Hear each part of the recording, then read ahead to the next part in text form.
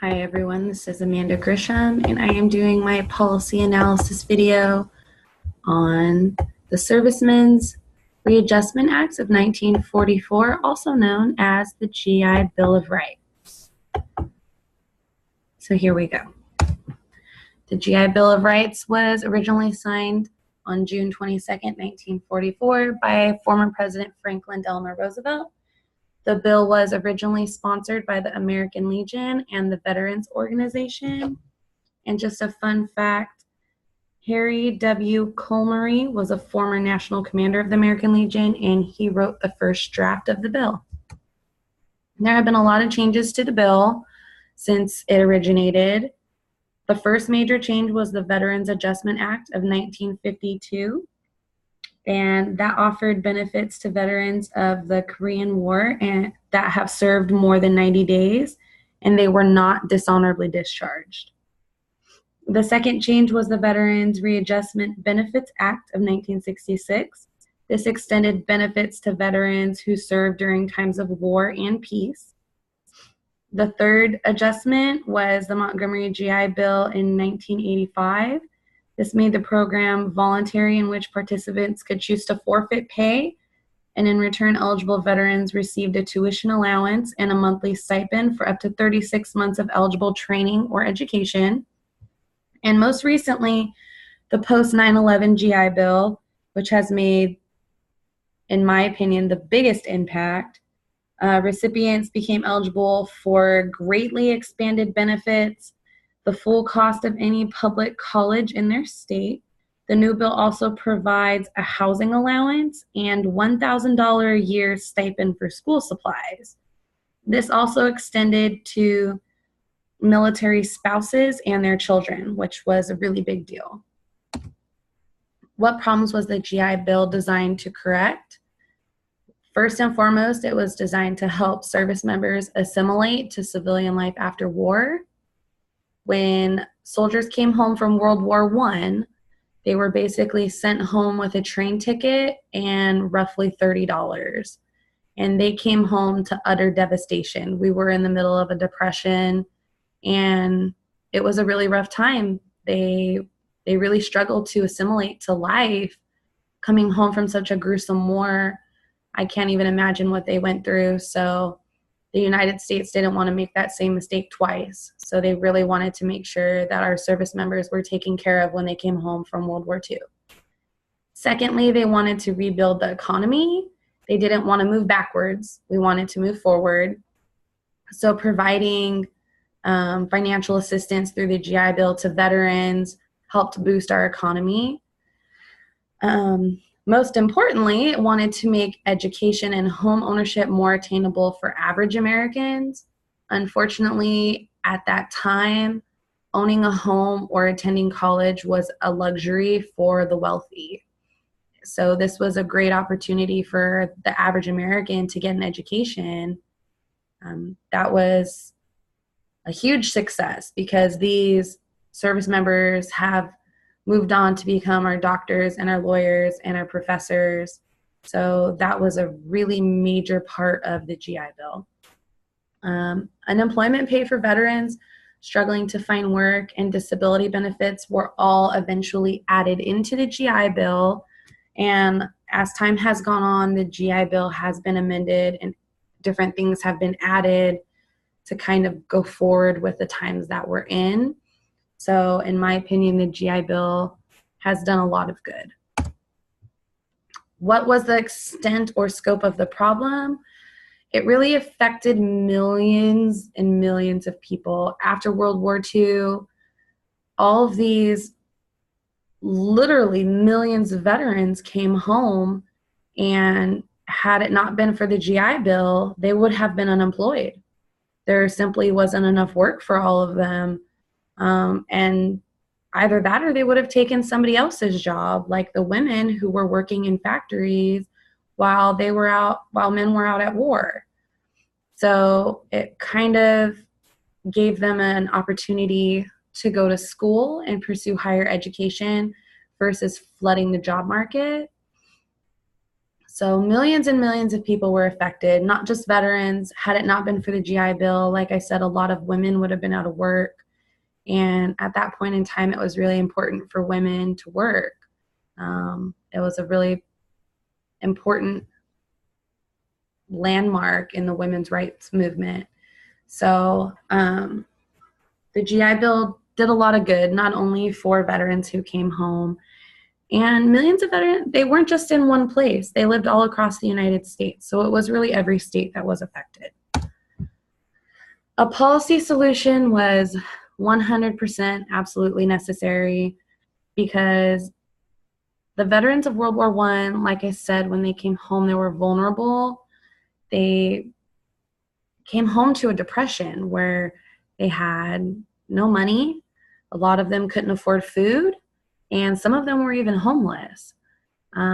We didn't want to relive the past, so the GI Bill really ensured that our veterans would be taken care of after they returned home from World War II.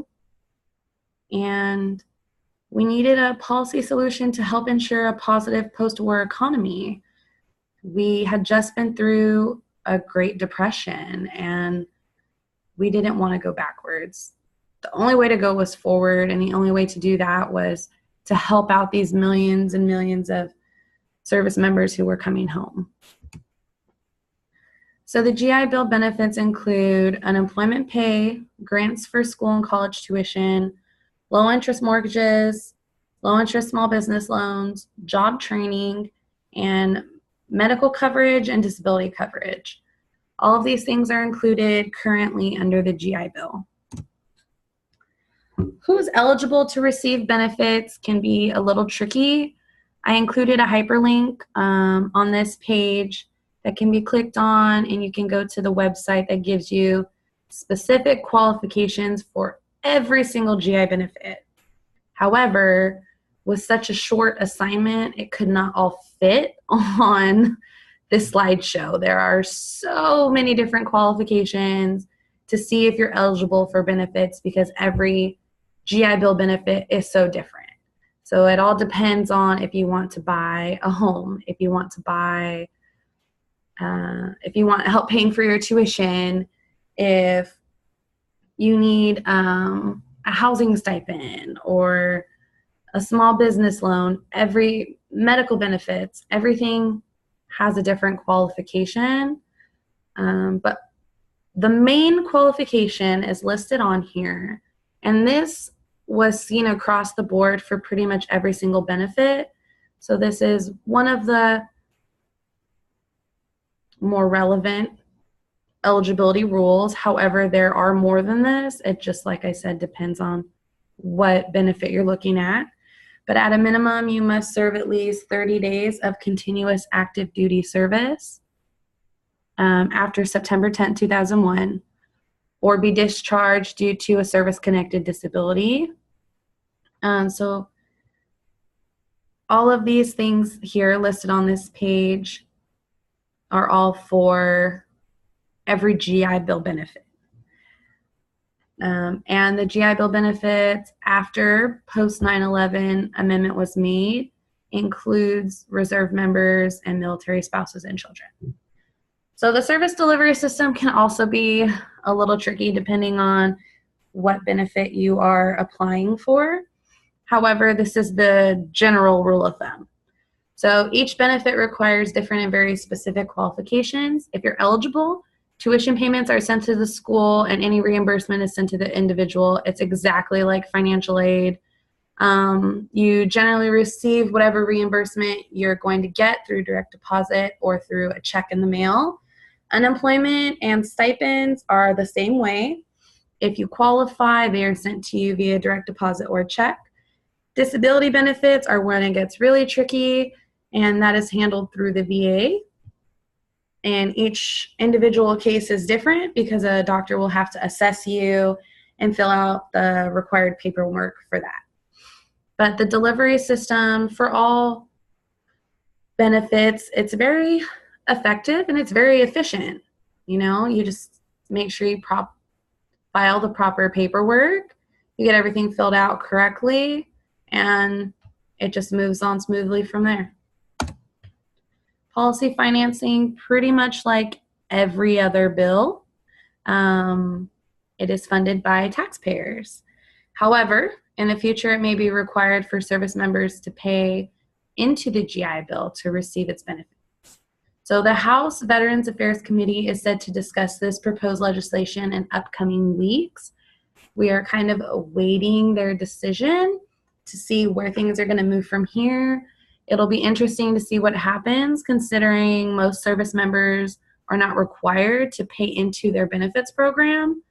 So we'll see what happens. The bill was first signed into law in 1944, and it really did save the United States from plunging into another depression. It provided financial assistance to millions of veterans returning home from war. It gave them the option to pursue higher education, and it helped boost our economy because all of these service members came home and they had benefits to help take care of them. So the bill has only grown since then, and it's done a lot of good for a lot of our military personnel who really deserve it. So I think that, in my opinion, it's working out great right now, and what's not broke doesn't really need to be fixed. I don't think there needs to be anything else added. They're doing a great job of taking care of our service members who have disabilities, and that includes mental illnesses like PTSD. There are a lot of programs out there that help our service members, and we're also helping them and their family pursue education and housing. So I think the GI Bill is doing a really great job right now. These are my references. Thank you for listening.